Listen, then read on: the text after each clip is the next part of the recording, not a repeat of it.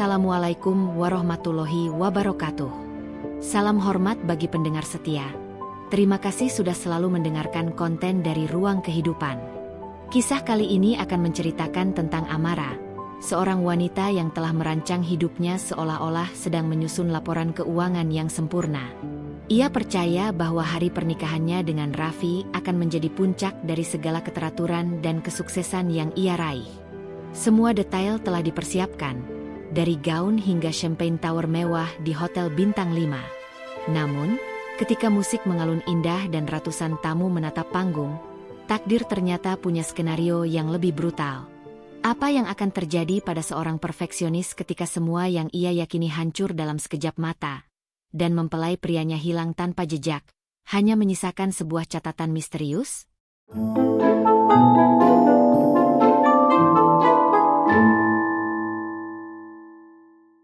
Amara itu bukan tipe perempuan yang suka main-main, apalagi soal uang dan waktu. Semua harus terukur, terencana, dan sempurna. Ia adalah manajer pemasaran yang handal, dan ia memperlakukan pernikahannya dengan Raffi sebagai proyek terbesar dalam hidupnya. Selama setahun penuh, ia menghabiskan energi, uang, dan emosi hanya untuk memastikan tanggal hari H itu akan berjalan tanpa celah. Ia memilih Hotel Bintang 5, dekorasi serba emas dan putih gading, dan tamu yang diundang adalah creme de la creme dari pergaulan kota metropolitan itu. Amara ingin semua orang pulang dengan decak kagum, bukan sekadar pujian biasa. Maka, ketika malam resepsi tiba, Amara berdiri di atas panggung pelaminan. Ia merasakan kepuasan luar biasa. Gaun putihnya menjuntai panjang, lampu sorot membuatnya tampak bersinar, dan ratusan tamu memadati ballroom yang mewah itu. Udara terasa hangat oleh wangi bunga lili mahal dan desahan musik jazz yang mengalun dari sudut ruangan. Segalanya sempurna. Sasha, sahabatnya yang selalu menjadi penyeimbang, berdiri di dekatnya, sesekali membisikkan pujian tentang betapa megahnya acara ini. Raffi, calon suaminya, terlihat gagah dalam balutan tuxedo, meski senyumnya terlihat agak dipaksakan. Mungkin dia gugup, pikir Amara, mencoba mengabaikan sedikit ketegangan yang ia rasakan dari Raffi. Ini adalah penyelesaian akhir dari semua rencana Amara, dan ia siap menjalaninya dengan kepala tegak. Beberapa menit setelah Raffi turun dari pelaminan untuk menyambut rombongan direksi yang baru datang, Amara mulai merasa tidak enak. Seharusnya, sesi foto keluarga sudah dimulai. Amara, yang anti pada keterlambatan, mulai gelisah. Ia mengirim asisten pribadinya untuk memanggil Raffi. Asisten itu kembali dengan wajah pucat dan laporan singkat. Raffi tidak ada. Amara mencoba menenangkan diri. Ia adalah wanita yang terbiasa menghadapi krisis. Ia berpikir mungkin Raffi pergi ke toilet atau sedang menerima telepon penting di luar. Namun, setelah 10 menit berlalu, lalu 20 menit, dan Raffi tetap tidak muncul, bisik-bisik mulai mematikan musik di dalam hati Amara. Tatapan ratusan orang itu kini tidak lagi memuja keindahan gaunnya, tapi menusuk dengan rasa ingin tahu ke arah kursi kosong di sampingnya.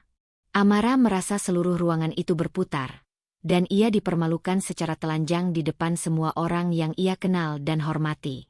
Semua rencana, semua kesempurnaan, kini hancur lebur menjadi lelucon paling pahit di kota itu. Sasha dengan sigap membawanya turun, mencoba menenangkan tamu, sementara Amara bergegas menuju kamar ganti pengantin. Ia tidak lagi peduli pada gaun mahalnya yang kini terasa seperti beban besi. Di dalam kamar yang seharusnya menjadi surga, Amara ambruk, rasa malu dan patah hati menjadi satu. Ia ditinggalkan, di hari yang seharusnya menjadi hari paling bahagia. Ia tidak tahu kemana Raffi pergi, atau mengapa. Raffi menghilang tanpa jejak, tanpa kata, seolah-olah dia adalah asap yang terseret angin. Itu adalah penghinaan terbesar yang pernah ia alami. Ia menangis, bukan hanya karena kehilangan Raffi, tapi karena ia merasa bodoh karena merencanakan sesuatu yang ternyata tidak pernah ada dalam kendali. Ia menghabiskan semua energinya untuk membuat kulit terluar terlihat indah, tapi lupa memeriksa isi di dalamnya. Saat ia mencoba menenangkan diri dan meraih kotak perhiasan untuk meletakkan kalung warisan ibunya, tangannya menyentuh sesuatu yang ganjil. Di balik lapisan busa tempat kalung itu diletakkan, terselip selembar kertas berwarna krem, kertas surat khas Raffi. Itu adalah catatan misterius yang baru Raffi sisipkan entah kapan. Amara menyuruh Sasha keluar dan mengunci pintu. Dengan tangan gemetar dan napas tersengal, ia membuka lipatan kertas itu. Di bagian luar tertulis, "Hanya untuk Amara. Jangan baca di hadapan orang lain." Perasaan Amara campur aduk antara amarah, ketakutan, dan harapan yang samar. Ia mulai membaca tulisan tangan Raffi yang rapi, yang langsung menghantamnya seperti gelombang tsunami yang tenang. "Amara, maafkan aku. Aku tidak bisa menikahimu. Bukan karena aku tidak mencintaimu, tapi justru karena aku terlalu mencintaimu dan tidak ingin kamu ikut terseret ke dalam neraka yang harus aku tanggung." Catatan itu bukan alasan klise tentang hati yang berubah. Catatan itu menjelaskan sesuatu yang gelap, sesuatu yang Raffi sebut sebagai beban keluarga yang terikat darah.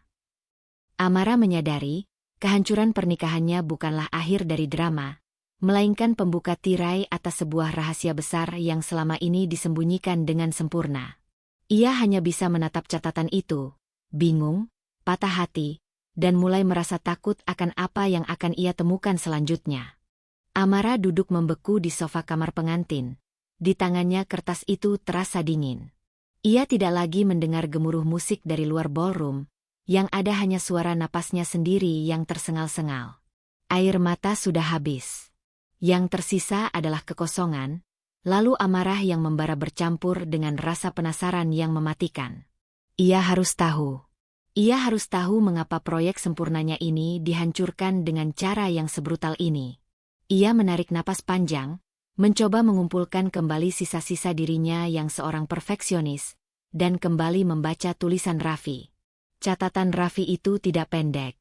Itu adalah pengakuan dosa yang ditulis terburu-buru, tetapi dengan kejujuran yang menusuk. Raffi memulai dengan permintaan maaf berulang kali, mengatakan bahwa menghilang adalah satu-satunya cara untuk memutus rantai bahaya yang sudah mengikatnya sejak ia remaja. Raffi bilang, ia mencintai Amara, dan justru karena cintanya itu, ia tidak mau Amara, dengan masa depan cerah dan hidupnya yang teratur, harus tersentuh sedikit pun oleh lumpur yang menempel di kaki keluarganya. Lalu Raffi menjelaskan. Intinya, ayah Raffi, seorang pengusaha sukses yang dikenal bersih dan dermawan, ternyata selama ini terlibat dalam jaringan gelap investasi bodong skala besar di luar negeri. Bukan hanya investasi bodong biasa, ini melibatkan pencucian uang dan mafia yang sangat terorganisir. Ayah Raffi sudah meninggal setahun lalu, tepat setelah Raffi melamar Amara. Semua orang tahu ayah Raffi meninggal karena serangan jantung, tapi Raffi mengungkapkan dalam catatan itu bahwa itu bukan serangan jantung biasa. Ayahnya tewas karena ia gagal membayar sejumlah besar utang kepada kelompok tersebut. Dan, serangan jantung, itu adalah cara Raffi untuk menghilangkan jejak. Raffi yang polos, anak tunggal yang baru lulus S2 dari luar negeri, tiba-tiba mewarisi semua kekayaan sekaligus semua masalah ayahnya. Bukan warisan yang menenangkan, ini warisan neraka. Kelompok gelap itu mengincar Raffi, bukan hanya untuk menagih utang yang jumlahnya fantastis, jumlah yang bisa membuat kota itu lumpuh, tetapi juga untuk memaksanya melanjutkan jaringan ayahnya. Mereka mengancam. Mereka tahu semua tentang Raffi. Mereka tahu Raffi akan menikah dengan Amara. Mereka mengirim pesan, Amara. Mereka bilang, jika aku mencoba lari atau melaporkan, wanita yang berdiri di pelaminan bersamaku akan menjadi korban pertama, tulis Raffi. Aku tidak takut mati, Amara. Tapi aku tidak bisa melihat mereka menyentuh rambutmu sehelai pun. Pernikahan ini, bagi mereka, adalah cara untuk mengikatku lebih kuat, karena mereka tahu kamu adalah kelemahanku. Saat membaca bagian ini, tangan Amara gemetar hebat. Ia ingat, beberapa minggu lalu, ada mobil hitam mewah tanpa plat yang selalu parkir di seberang kantornya. Ia sempat mengabaikannya sebagai kebetulan. Tapi kini, semua terasa masuk akal. Raffi tidak lari karena takut pada komitmen, tapi lari karena menyelamatkan nyawanya, dan nyawa Amara. Amara menghempaskan kertas itu ke lantai. Ia melonjak berdiri, mencengkeram kepalanya. "Brengsek!" teriaknya. Amarahnya memuncak. Kenapa? Kenapa Raffi tidak jujur sejak awal? Kenapa ia membiarkan Amara merencanakan semua ini, menghabiskan uang, waktu, dan harga dirinya, hanya untuk ditinggalkan di tengah jalan? Jika ia ingin melindungi, seharusnya ia membatalkan ini sebulan lalu, bukan saat ia sudah mengenakan gaun pengantin. Ini pengorbanan yang bodoh, Raffi. Ini bukan penyelamatan. Ini penghinaan yang memalukan. Namun, di tengah amarah yang membakar, mulai muncul sedikit pemahaman yang dingin. Amara mulai memikirkan kembali perilaku Raffi beberapa bulan terakhir. Ia ingat Raffi sering membatalkan janji mendadak. Matanya selalu terlihat lelah dan waspada, dan dia selalu menghindari topik tentang ayahnya. Dulu Amara mengira itu karena tekanan pekerjaan. Ternyata, itu adalah ketakutan yang mencekik. Raffi sudah berjuang sendirian melawan raksasa yang tidak terlihat. Aku sudah coba melunasi, Amara. Aku jual semua yang kumiliki. Tapi itu tidak pernah cukup. Aku harus menghilang. Aku harus memotong semua koneksi, agar mereka berpikir aku sudah mati atau lenyap, dan tidak akan pernah mendekatimu lagi. Aku tahu ini egois. Aku tahu kamu akan membenciku selamanya. Tapi biarkan mereka membenciku, asalkan kamu hidup dengan bahagia dan aman. Satu kalimat di bagian akhir membuat hati Amara remuk. Jangan cari aku. Lupakan aku. Anggap saja aku mati di malam pernikahan kita. Aku mencintaimu, Amara. Lebih dari aku mencintai diriku sendiri. Amara merosot kembali ke sofa. Punggungnya menyentuh beludru sofa yang dingin. Wajahnya kini tidak lagi hanya menampilkan amarah, tapi kesedihan yang menusuk. Ia tidak hanya kehilangan calon suami, tapi ia kehilangan pria yang ternyata membawa beban rahasia seberat batu nisan. Ia ditinggalkan bukan karena tidak dicintai, tapi karena terlalu dicintai.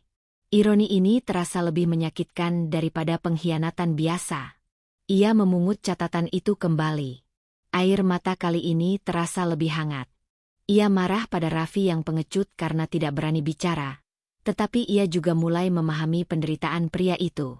Ia membayangkan Raffi harus berdiri di pelaminan, tahu bahwa ia sedang membawa calon istrinya ke dalam sarang penjahat. Raffi pasti menderita, sama menderitanya dengan Amara saat ini. Hanya saja, penderitaan Raffi dipilihnya sendiri demi orang lain. Amara menghela napas panjang. Ia kini tidak lagi hanya memikirkan rasa malunya di depan tamu. Masalahnya jauh lebih besar daripada resepsi yang gagal. Sekarang, Amara tahu kebenarannya. Ia tahu musuh yang Raffi takuti. Ia bebas dari Raffi, tapi kini ia terikat oleh rahasia ini. Ia menatap gaun pengantinnya yang mewah, gaun yang kini terasa konyol dan bodoh. Perfeksionismenya hancur. Tapi, di tengah kehancuran itu, muncul benih kesadaran. Hidupnya tidak teratur. Rencananya gagal total. Lalu, apa? Ia akan mati karena malu? Tidak. Amara adalah pejuang. Ia harus berdiri. Ia harus memutuskan, apakah ia akan membiarkan rahasia ini menghancurkannya, atau ia akan menjadikannya motivasi untuk membangun kembali hidupnya dari nol, dengan dasar yang lebih kuat. Pilihan itu berat, tapi harus ia ambil.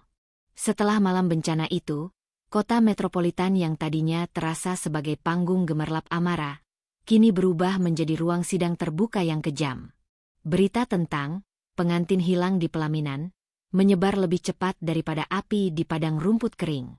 Semua orang membicarakannya. Bukan hanya di kantor, tapi di grup WhatsApp kompleks, di salon kecantikan, bahkan di timeline media sosial. Amara menjadi bahan gosip nasional. Sebuah ironi menyakitkan bagi seorang perfeksionis yang selalu menjaga citra. Amara mengunci diri selama 3 hari penuh di apartemen mewahnya. Ia mematikan telepon dan membiarkan catering makanan mewah di dapurnya membusuk. Ia tidak peduli. Rasa malu dan pengkhianatan itu jauh lebih busuk dari apapun. Ia bisa saja menjelaskan rahasia Raffi tentang jaringan gelap dan ancaman pembunuhan. Tapi Amara tahu, kebanyakan orang hanya ingin drama, bukan kebenaran yang rumit. Jika ia bicara, ia hanya akan menarik masalah ke dalam hidupnya. Jadi ia memilih bungkam, membiarkan orang lain merumuskan kisah mereka sendiri. Ada yang bilang Raffi bangkrut, ada yang bilang Raffi punya istri simpanan yang datang menyerbu, yang paling parah, ada yang bilang Amara terlalu dominan sehingga Raffi kabur. Di tengah lumpur gosip itu, datanglah Sasha.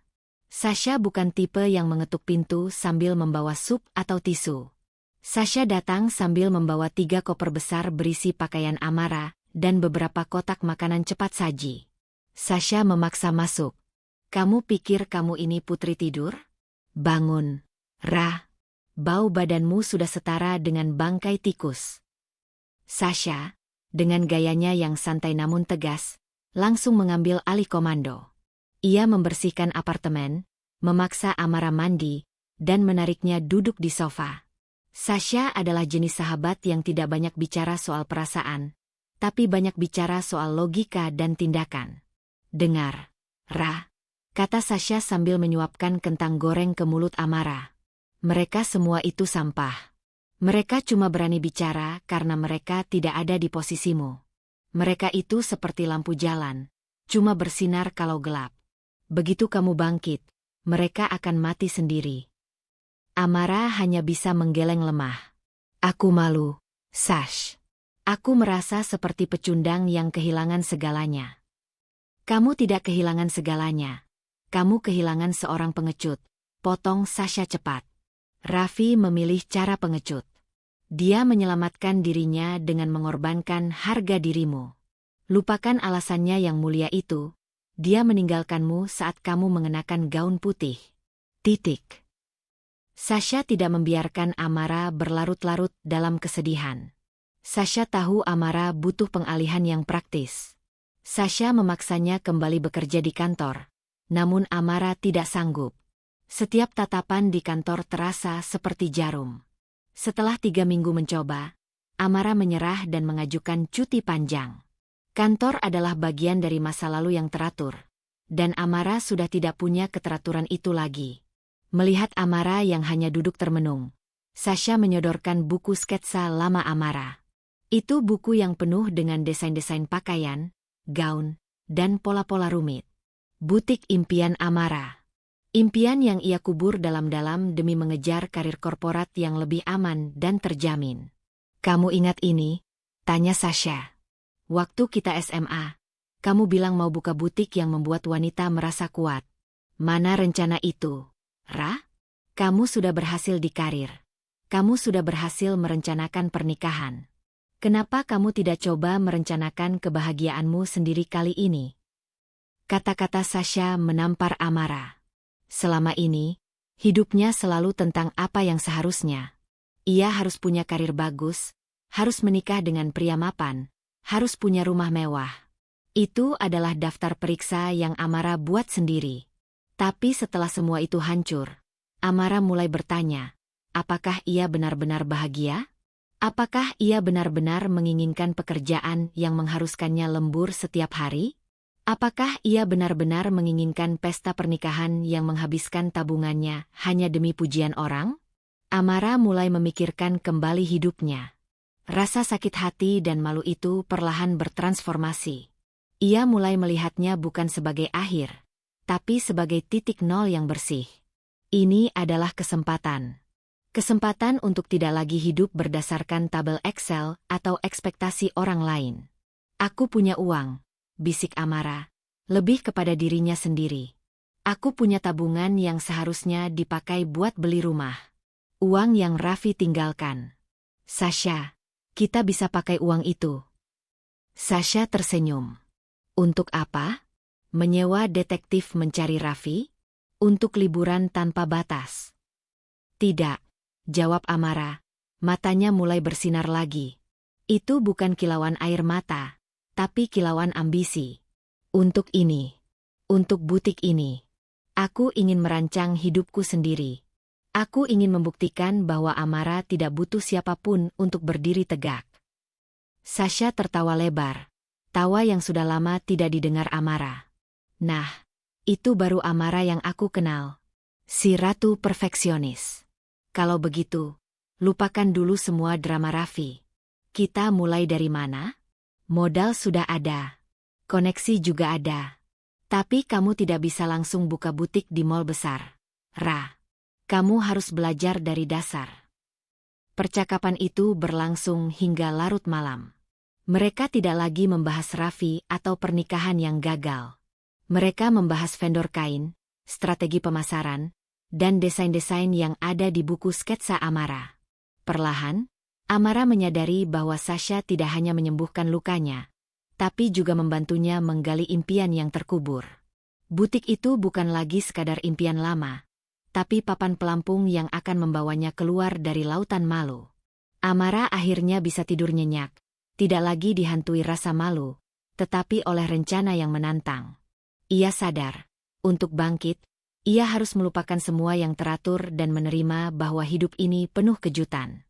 Dan kejutan kali ini, meski pahit di awal, akan ia ubah menjadi kemenangan pribadinya. Amara tahu betul, ide butik impiannya itu adalah sebuah janji. Bukan janji pada Raffi atau tamu undangan, tapi janji pada dirinya sendiri yang dulu. Dengan sisa tabungan dan uang ganti rugi pernikahan yang batal itu, Amara dan Sasha mulai bergerak. Sasha yang punya koneksi luas di industri kreatif, membawa Amara ke sebuah kawasan butik trendy di pinggiran kota, jauh dari kebisingan gedung-gedung tinggi tempatnya dulu bekerja. Di sana, mereka menemukan butik elegance milik Pak Arman. Pak Arman adalah tipe pengusaha lama. Matanya tajam, bicaranya lugas, dan dia tahu betul nilai sehelai kain. Dia pria parubaya, rambutnya sudah memutih, tapi semangatnya seolah masih berumur 25 tahun. Awalnya, Sasha hanya ingin mengajak Amara magang sebentar, belajar soal manajemen retail dan supplier. Tapi Amara, dengan sifat perfeksionisnya, langsung mengajukan diri sebagai asisten pribadi Pak Arman, tanpa dibayar. Saya tidak butuh gaji, Pak, kata Amara pada Pak Arman saat wawancara singkat mereka di balik tumpukan lace impor. Saya cuma butuh akses. Akses untuk melihat bagaimana Bapak menjalankan bisnis ini dari nol. Saya janji, saya akan bekerja sekeras karyawan Bapak yang digaji. Pak Arman menyipitkan mata, menilai wanita muda yang duduk di depannya. Ia tahu siapa Amara. Gosip tentang pengantin hilang, itu sampai ke telinganya. Amara, seorang manajer bergaji tinggi, kini rela merendahkan diri untuk mengurus inventaris dan mengecek kualitas jahitan. Pak Arman melihat api yang membakar, bukan air mata kesedihan. Kamu datang ke sini karena patah hati, Nona Amara, ujar Pak Arman, blak-blakan. Saya tidak suka drama. Bisnis ini serius. Kamu yakin tidak akan kabur setelah sebulan? Amara menatapnya lurus. Saya sudah gagal merencanakan pernikahan. Saya tidak akan gagal merencanakan masa depan saya, Pak. Justru karena patah hati, saya punya energi yang tidak terbatas untuk membuktikan bahwa saya lebih dari sekadar wanita yang ditinggalkan di pelaminan. Tolong, beri saya kesempatan. Jawaban itu ternyata meluluhkan hati Pak Arman. Ia melihat pantulan dirinya yang dulu, penuh semangat tapi buta arah. Pak Arman mengangguk. Baik, kamu mulai besok. Tugas pertamamu, atur ulang gudang. Saya mau gudang itu sebersih dan serapi kantor marketing MU dulu. Maka, dimulailah perjalanan baru Amara. Hari-harinya kini tidak lagi diisi dengan rapat direksi yang membosankan dan laporan kuartalan, melainkan dengan benang, jarum, dan bau khas kain katun. Amara bekerja keras, jauh lebih keras daripada saat ia mengejar target sales di kantor lamanya. Ia mulai dari yang paling bawah. Ia belajar membedakan jenis-jenis sutra, negosiasi harga dengan supplier kain dari Bandung hingga Vietnam, dan yang paling penting, ia belajar mendengar keinginan pelanggan. Ia mengurus inventaris, mencatat tren warna, dan sesekali membantu Pak Arman mendesain pola dasar. Jiwa perfeksionis Amara kini tersalurkan ke tempat yang tepat. Ia memastikan setiap jahitan lurus, setiap kancing terpasang kuat, dan setiap barang di gudang tertata sesuai abjad. Di bawah bimbingan Pak Arman yang keras namun adil, Amara mulai mengasah kreativitasnya yang selama ini tertahan. Pak Arman sering membiarkannya menyentuh kain-kain mahal dan memintanya membuat sketsa gaun dengan tema tertentu. Amara menemukan bahwa ia tidak hanya pandai merancang angka, tetapi juga merancang keindahan. Setiap pola yang ia buat, setiap kombinasi warna yang ia pilih, terasa seperti terapi. Luka hati yang ditinggalkan Raffi, rasa malu karena pernikahan yang gagal, dan gosip-gosip jahat di luar sana, semua itu tidak hilang, tapi Amara belajar mengubahnya menjadi bahan bakar. Ketika ia merasa lelah, ia ingat wajah-wajah sinis di resepsi malam itu.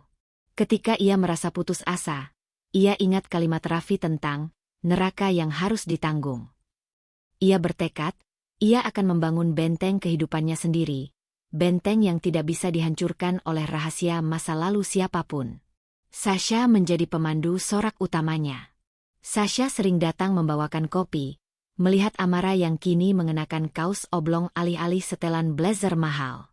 "Kamu terlihat hidup lagi, Ra," komentar Sasha suatu sore, melihat Amara sedang sibuk memperbaiki manekin. "Mata kamu bukan lagi mata manajer yang dikejar target, tapi mata seniman."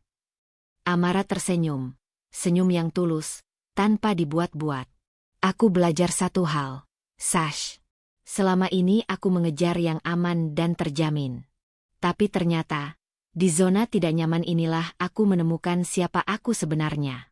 Aku ini perancang, Sash. Aku suka membuat sesuatu dari nol." Setelah 6 bulan bekerja tanpa lelah, Pak Arman memanggil Amara ke kantornya.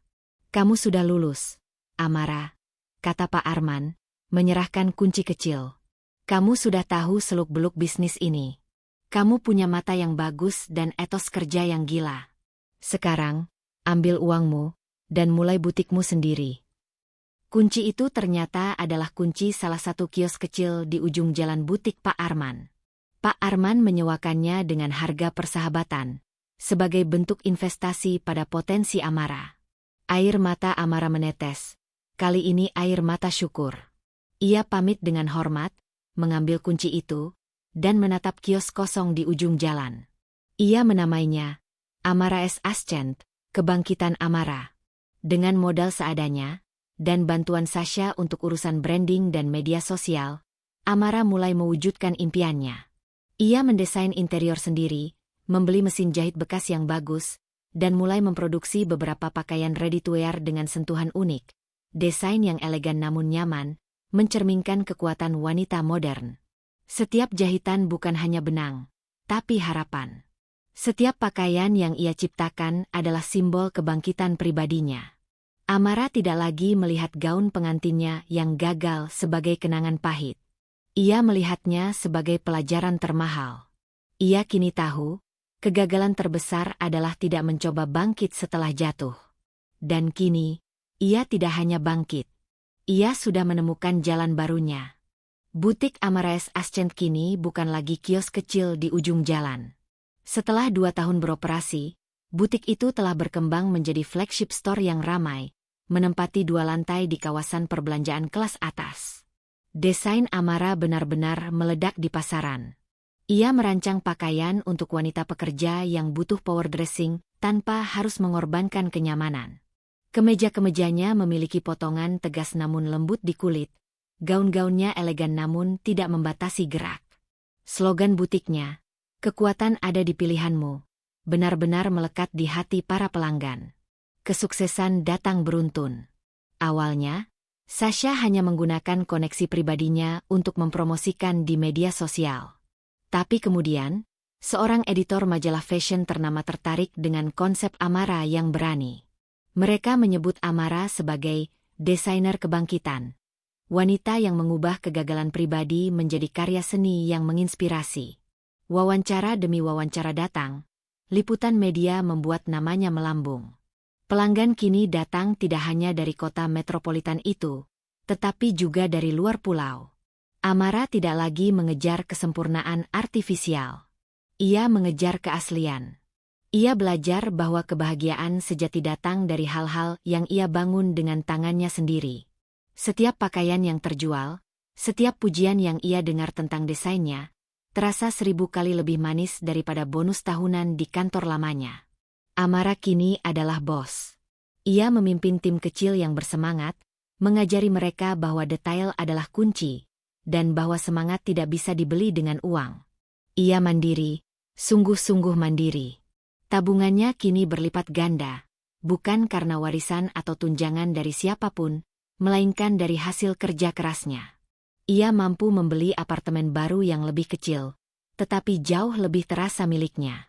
Ia tidak lagi butuh janji-janji pernikahan atau label sosial untuk merasa bernilai.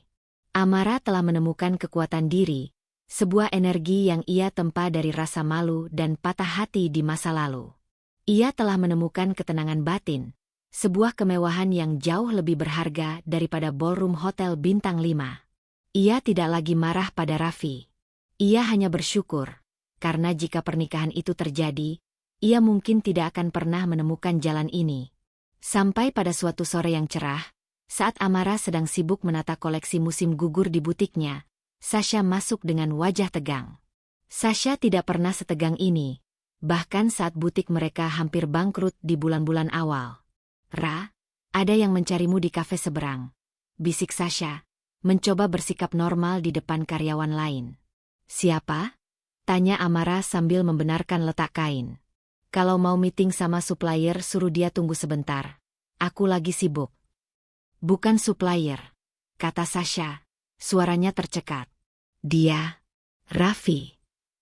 Amara berhenti bergerak. Tangannya yang memegang hanger membeku. Jantungnya, yang selama 2 tahun ini ia kira sudah berubah menjadi baja, tiba-tiba berdetak tak karuan. Nama itu, nama yang ia paksa untuk lenyap dari ingatannya, kini diucapkan dengan nyata. "Jangan bercanda, Sash," kata Amara, mencoba tertawa, tapi suaranya terdengar palsu. "Aku serius." Dia duduk di meja pojok, pakai topi, tapi itu dia. Matanya yang selalu minta maaf itu. "Aku tidak mungkin salah." Sasha menarik Amara ke ruang kantor di belakang. "Apa yang akan kamu lakukan?" Amara merasakan aliran darahnya kembali menderu. Ia tidak lagi merasa marah, tapi hanya terkejut. Raffi? Setelah menghilang selama 2 tahun, hidup seperti hantu, kini ia kembali? Apa yang dia mau? Apakah neraka yang ia tanggung sudah berakhir? Setelah 5 menit menenangkan diri, Amara memutuskan. Ia harus menghadapinya. Ia tidak lagi takut pada Raffi atau rahasia yang dibawanya. Ia bukan lagi Amara yang rentan. Amara berjalan ke kafe seberang, sendirian. Ia melihat sosok Raffi di pojokan. Dia terlihat lebih kurus, lebih tua, dan matanya memang terlihat lelah. Topi yang ia kenakan tidak bisa menyembunyikan wajahnya yang tegang. Raffi berdiri saat melihat Amara mendekat. Pria yang dulu ia cintai kini berdiri di depannya, dengan aura yang sangat berbeda, seperti seseorang yang baru saja melarikan diri dari medan perang. "Amara," panggil Raffi, suaranya parau. 2 tahun. "Kenapa sekarang?" tanya Amara, suaranya tenang dan tegas, seperti suara bos yang sedang menginterogasi bawahan yang telat. Tidak ada getaran emosi. Raffi menunduk. "Aku tahu aku tidak punya hak untuk muncul. Aku tahu aku menghancurkan hidupmu. Tapi aku harus memastikan kamu baik-baik saja. Aku melihatmu di majalah. Kamu sukses. Aku sangat bangga." "Aku tidak butuh kebanggaanmu, Raffi. Aku butuh kejujuran 2 tahun lalu," potong Amara, tanpa basa-basi. "Apa maumu?" Raffi menceritakan kisahnya selama 2 tahun terakhir. Ternyata, dia menghabiskan waktunya bersembunyi di pelosok Asia Tenggara, bekerja serabutan, dan mencoba melunasi utang keluarga ayahnya sedikit demi sedikit. Kelompok gelap itu akhirnya menemukan orang lain untuk dijadikan target, dan setelah berbulan-bulan berpindah tempat, Raffi yakin dia sudah aman untuk kembali. Dia kembali ke kota ini karena hanya ingin satu hal, meminta maaf secara langsung dan melihat Amara bahagia. "Aku tahu aku tidak bisa memperbaiki apapun. Aku tidak memintamu memaafkanku. Aku hanya ingin kamu tahu, Amara, setiap detik aku memikirkanmu. Aku pergi bukan karena aku tidak mencintai. Aku pergi karena aku harus melindungimu dari takdir yang seharusnya bukan takdirmu. Amara mendengarkan semua itu dengan tenang. Tidak ada lagi air mata, tidak ada lagi amarah yang meledak. Hanya ada simpati yang dingin dan analisis logis. Cerita Raffi terdengar tulus, bahkan menyedihkan. Raffi kemudian menatapnya dengan mata penuh harap. Amara, aku tahu kamu sudah menemukan kesuksesanmu sendiri. Tapi jika ada sedikit saja sisa di hatimu, aku ingin tahu, apakah ada kesempatan bagi kita? Aku sudah bersih. Aku bisa membangun kembali semuanya bersamamu. Pernyataan itu, apakah ada kesempatan bagi kita? Menggantung di udara. Amara menatap Raffi, lalu pandangannya beralih ke jendela kafe, ke arah butiknya yang ramai di seberang jalan. Butik itu adalah simbolnya. Simbol perjuangan, simbol kekuatan barunya. Kembali pada Raffi berarti kembali pada masa lalu yang penuh drama, meskipun kali ini dramanya mungkin sudah mereda. Kembali pada Raffi berarti mengakui bahwa kebahagiaannya masih bergantung pada pria itu. Melanjutkan hidup berarti berdiri tegak di atas kedua kakinya sendiri, menikmati kebahagiaan yang ia ciptakan sendiri, tanpa melibatkan neraka atau perlindungan dari siapapun. Amara tahu, ini adalah ujian terakhir dari takdir. Ia harus memilih, cinta lama yang membawa risiko, atau kekuatan baru yang membawa kedamaian. Aku akan memberimu jawaban, Raffi, kata Amara. Akhirnya, suaranya mantap. Tapi aku perlu 1 malam untuk memikirkannya. Hubungi aku besok pagi. Ia bangkit, meninggalkan Raffi yang masih duduk dengan tatapan campur aduk antara harapan dan ketakutan. Amara berjalan kembali ke butiknya, membiarkan pertanyaan itu berputar di kepalanya. Apakah ia benar-benar ingin kembali pada Raffi? Jawaban itu, ia sadar, bukan hanya soal cinta, tapi soal harga dirinya yang baru ditemukan. Malam itu terasa panjang bagi Amara. Ia menghabiskan waktu di butiknya yang sepi, menatap manekin dan desain-desainnya. Pertanyaan Raffi terus berputar. Apakah ada kesempatan? Jika ia kembali pada Raffi, ia akan mendapatkan cinta yang menghangatkan. Jika ia menolak, ia akan mendapatkan kedamaian yang ia bangun sendiri. Logikanya berkata tolak, tapi hati manusia, sekuat apapun ia berusaha, selalu punya memori. Saat subuh menjelang, Amara merasa ia sudah memiliki jawaban. Ia tidak ingin menghukum Raffi. Cerita rahasia Raffi terdengar menyedihkan. Mungkin ia bisa memaafkan dan memulai dari nol. Ia mengambil ponsel, hendak mengirim pesan pada Raffi untuk bertemu dan membicarakan masa depan mereka secara dewasa. Tepat saat jarinya hendak menyentuh layar, pintu kantornya terbuka. Sasha masuk dengan wajah putih pucat dan napas memburu. Di tangannya, ada ponsel yang menampilkan sebuah laman berita online yang buram. Jangan hubungi Raffi, kata Sasha. Suaranya hampir tidak terdengar. Ada apa? Kenapa tegang sekali? Tanya Amara, bingung. Sasha meletakkan ponsel itu di meja. Amara melihat sebuah artikel gosip lama, tertanggal 3 tahun lalu, jauh sebelum hari pernikahan Amara yang gagal. Judulnya samar-samar, tapi foto di sana jelas. Foto Raffi, tersenyum kaku di samping seorang wanita yang tidak ia kenal, berlatar belakang sebuah kantor catatan sipil. Amara membaca isinya. Jantungnya terasa seperti berhenti berdetak, tapi anehnya, bukan karena sakit, melainkan karena terkejut dingin. Artikel itu menjelaskan bahwa Raffi, setahun sebelum melamar Amara, sudah pernah menikah secara diam-diam di luar kota dengan seorang wanita bernama Rania, yang kabarnya adalah anak dari rekan bisnis ayahnya. Pernikahan itu singkat, hanya berlangsung beberapa bulan, dan berakhir dengan perceraian yang juga dirahasiakan.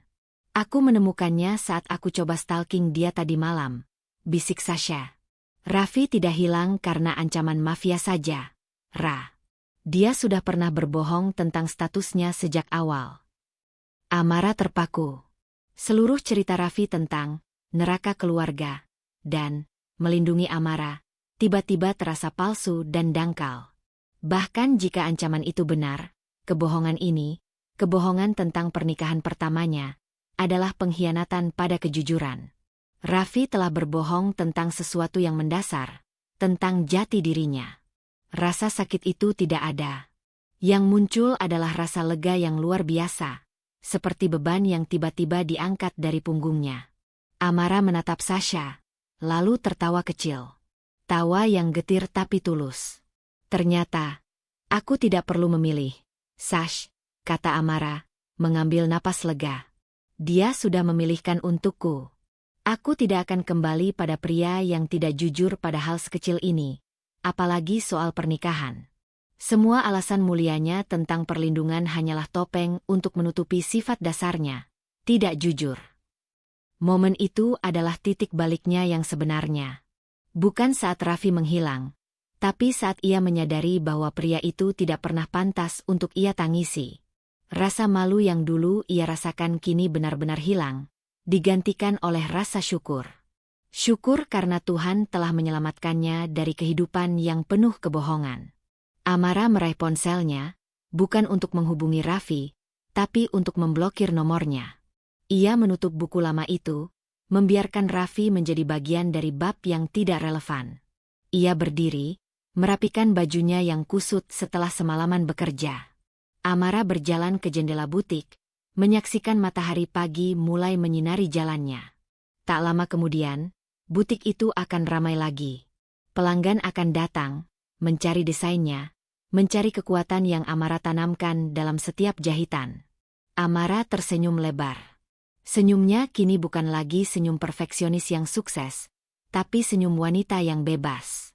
Ia telah menemukan cinta sejati, cinta pada dirinya sendiri dan pada impian yang ia wujudkan. Ia adalah Amara S. Aschent, simbol kebangkitan dan kemenangan pribadinya yang sesungguhnya. Drama sudah berakhir. Yang tersisa hanyalah hidup yang ia kendalikan.